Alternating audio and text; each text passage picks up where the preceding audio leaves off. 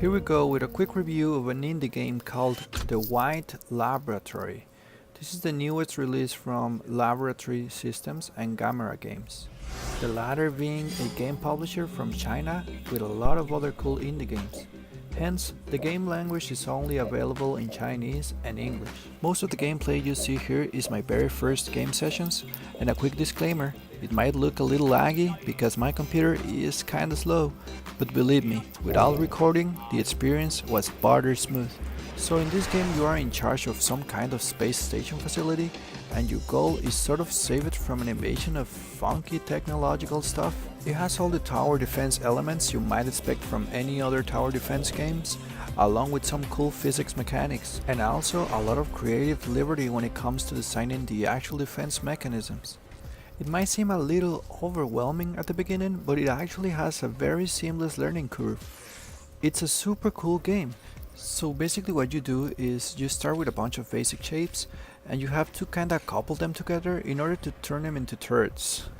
And the enemies are actually made out of the same material your turrets are made of. So in order to make more turrets, you gotta kill more enemies to kinda scavenge the material from them, so that way you can keep on making some very cool structures. You lose the game when a certain number of enemies reach your base, which in this case is sort of a flying pyramid. The game is packed with a lot of cool mechanics, and also each piece has its own health, energy, functionality and tier level. The game also has a lot of different challenging scenarios that follow a main story.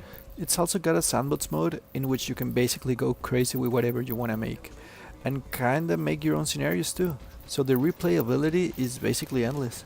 The thing I love the most about the game is all the different ways the game allows you to solve all the different scenarios by basically giving you full liberty on how to build and position your defense mechanisms. As you progress, it will give you some cool ideas of how you can actually make the most out of the materials you're getting. It has engines, lasers, helicopter things, and the mere fact of being able to just build your own crazy stuff is so much fun. You do have to think fast in certain situations, because as you're building, the game doesn't actually stop completely for you.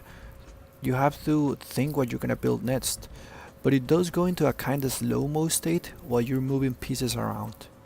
It might get a little challenging at times, but at the end it gives you so much satisfaction to know that the actual crazy thing that you came up with was the actual solution.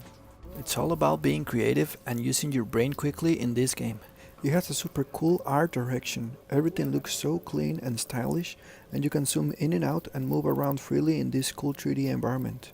If you're into tower defense games or strategy games, I would totally say give this one a try, because it's kind of its own thing even when it comes to tower defense games.